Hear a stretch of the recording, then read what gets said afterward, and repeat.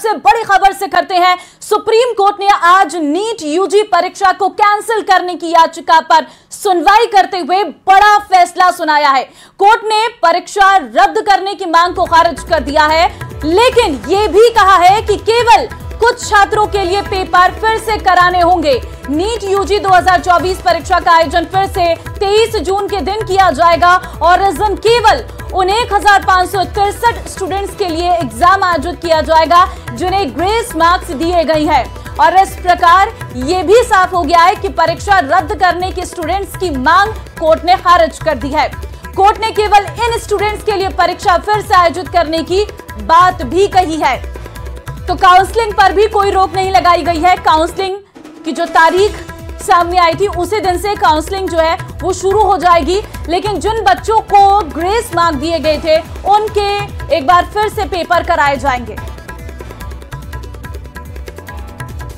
तो आज grace marks का इशू कोर्ट ने कंसिडर किया है और उसमें ये कोर्ट ने ये बोला है कि कोर्ट एनटीए ने आके क्लैरिफिकेशन दिया है, कमेटी बनाई जिसके बेसिस पे कोर्ट ने ये बोला है कि ठीक है, जितने भी स्टूडेंट्स ने जिनको ग्रेस मार्क्स अवार्ड हुए हैं ये सब दोबारा से अपीयर होंगे 23 जून को और इनका रिजल्ट 30 जून को डिक्लेयर किया जाएगा। ये ने ये चीज़ पूरी तरह से एग्री की कि जो ग्रेस नंबर 1563 स्टूडेंट्स को दिए थे वो पूरी तरह से उन्होंने एग्री किया कि बच्चों के अंदर डिससेटिस्फैक्शन लेके आया और कहीं ना कहीं ये गलत था।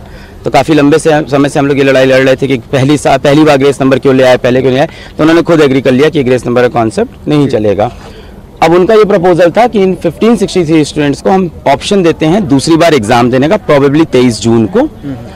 अब या तो ये री एग्जाम दें ये बच्चे, या इनका चॉइस है री एग्जाम ना दें और जिनके ओरिजिनल नंबर थे वो इनके रह जाएंगे, ग्रेस वाले नहीं रहेंगे।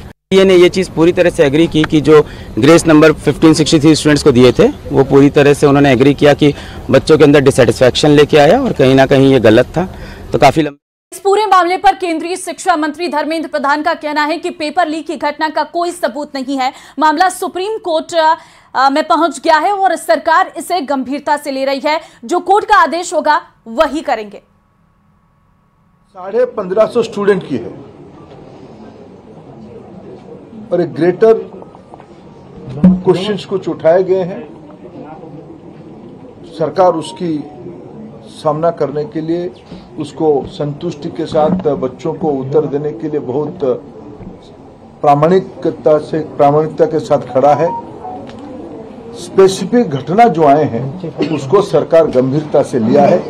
एकेडमिशियंस की कमेटी बनी है, उन्होंने कुछ रिकमेंडेशन दिया है, उस हिसाब से सरकार आज कोर्ट के सामने उस पक्ष को रखेगा। और बाकी जो नीडफुल सुप्रीम कोर्ट के आदेश से ही कुछ साल पहले से एनटीए की गठन हुई है।